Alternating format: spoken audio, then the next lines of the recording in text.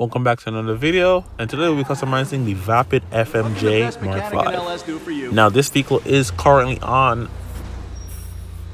heavily discounted, which is free for GTA Plus members. If you're not a GTA Plus member, you do have to go the route I took and get someone to give you this car, or not give you, get someone to enable you to purchase it at full price in the LS car meet. Now it's hard to do at first, but there's people out there that will let you do that, like let you purchase it. It's perfectly legal, perfectly normal. Rockstar won't flag you for this, just in case if you're worried. But if you can't do that, you just could wait until the drip fee comes out and you should be able to purchase it from the website then. Looking at the car with the customizations and the performance, I will say this car is very high ranked, and especially within the Safe House and the Hills DLC, I will say that. But do not expect any road going mods. I'm surprised this thing even has a license plate, which is crazy. A full blown race car has a license plate. But yeah, so looking at the car,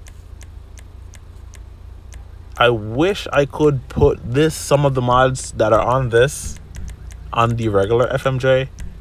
Yes, I wish I'm one of those people that think the regular FMJ is somewhat better. It's just more realistic to me.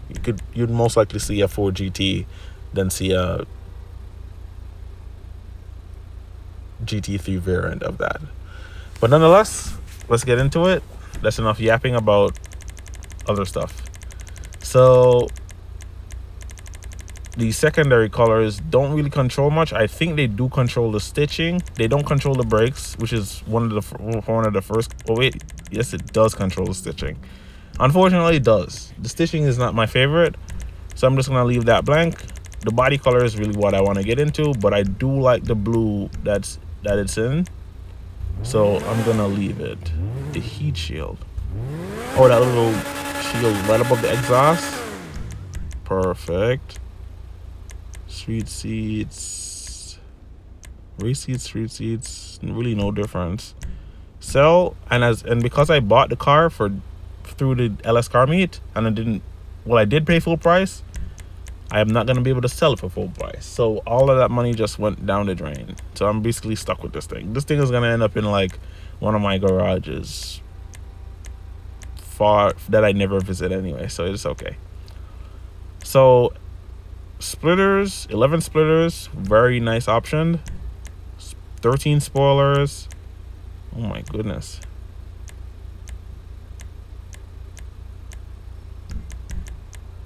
I'm not gonna put any spoiler on this thing because I did drive it over here. It has tons of traction for me, so I don't need the spoilers. We're gonna upgrade everything mechanically.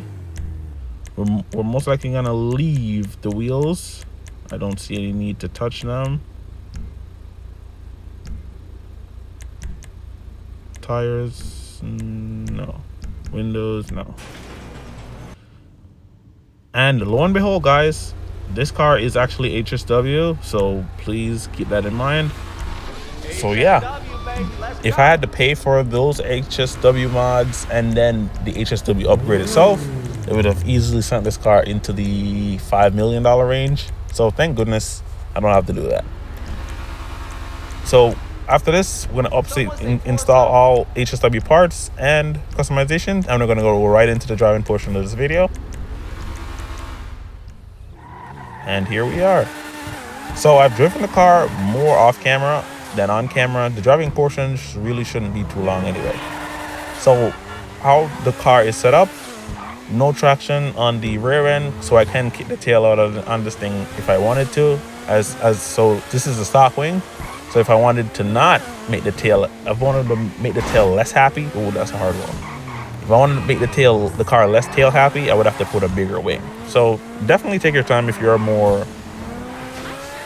serious driver than me. But I do like how this thing handles. It drives really well, just like an FMJ, with just more strength in it and more acceleration. It really takes no time to get going in this thing. But will I recommend it? With the not with how I got my car, I did pay full price. I didn't have to pay for the HSW upgrade. But is this thing worth close to like $5 million when it's all said and done? Because the upgrade should be about 1 to 1.5 million plus the 2.7 to 2.9 that you're gonna pay full price. You're very close. You're very close to $5 million there, especially when you factor in the other customizations that you didn't do. It gets kind of tricky there. But if you do have the money, definitely get it. Because as it said, with the customization, you could customize the splitter, put off-road tires on this thing, put a bigger wing. You could turn this into like a grip monster or something. You should be able to get some podiums with that. And as, ooh, look at this. You can see the engine. Really good. Shout out to Rockstar. Someone put in some effort. And that's pretty much it. The Mark V, or the FMJ Mark V, is a must-have in my eyes. It's just really differentiated by when the discounts will come for this thing. So definitely keep your eye out, and if you can, just get it. Just buy it. Thank you guys so much for watching.